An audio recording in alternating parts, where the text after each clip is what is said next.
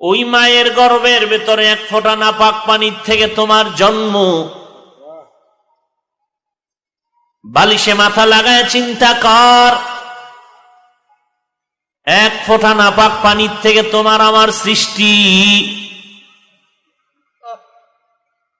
ওই নাপাক পানিটাকে 40 দিনের আল্লাহ পাক রব্বুল আলামিন ফেরেশতারে কাজে লাগাইয়া নাপাক পানিটাকে রক্তটারে আবার মন্থন করে করে করে করে আবার গোশত হাড্ডি এভাবে অঙ্গ প্রত্যঙ্গ দিয়ে একটা মানুষ বানাইলেন মায়ের গর্ভের মধ্যে।